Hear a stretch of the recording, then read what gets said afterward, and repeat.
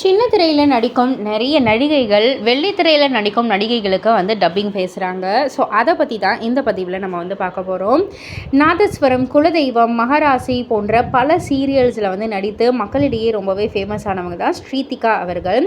இவங்க வந்துட்டு யாரடி நீ மோகினி படத்தில் வந்து நம்ம சரண்யா அவர்களுக்கு வந்து டப்பிங் பேசியிருப்பாங்க.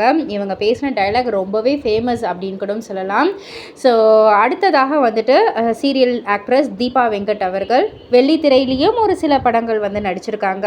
இவங்க சின்ன திரையில் கோலங்கள் முதலிய பல சீரியல்ஸில் வந்து நடிச்சிருக்காங்க. நயன்தாரா நடித்த முக்கால்வாசி படத்திற்கு நயன்தாராவுக்கு டப்பிங் பேசினது தீபா வெங்கட் தான். ரொம்பவே ஆப்டாகவே இருக்கும். அண்ட் அடுத்ததாக தேவி பிரியா நிறைய சீரியல்ஸில் வந்து நடித்ததை நம்ம வந்து பார்த்துருக்கலாம். அண்ட் இப்போ கூட ப்ரெசண்ட்டாக வந்து விஜய் தொலைக்காட்சியில் தாய்மாமன் சீரியலில் நடிச்சுக்கிட்டு இருக்காங்க. ஸோ இவங்க வந்து புதுப்பேட்டை படத்தில் ஸ்னேகாவுக்கு டப்பிங் பேசியிருக்காங்க. இன்னும் பல ஆக்ட்ரஸ்க்கும் வந்து பேசியிருக்காங்க. அண்ட் இறுதியாக கருண விலாசினி பாண்டியன் ஸ்டோர் சீசன் 2 சீரியலில் வந்து நடிச்சிருக்காங்க. அண்ட் இவங்க வந்துட்டு வருத்தப்படாத வாலிபர் சங்கம், மருது போன்ற படங்களில் ஸ்ரீதிவ்யாவுக்கு டப்பிங் பேசியிருக்காங்க. ஸோ இதெல்லாம் பற்றி நீங்கள் என்ன நினைக்கிறீங்க? உங்களுடைய கருத்து என்ன அப்படின்றத கீழே உள்ள கமெண்ட் பாக்ஸில் குறிப்பிட்டு சொல்லுங்கள். மறக்காம சேனலில் சப்ஸ்கிரைப் பண்ணி பக்கத்தில் உள்ள பெல் ஐக்கானை கிளிக் பண்ணிவிடுங்க.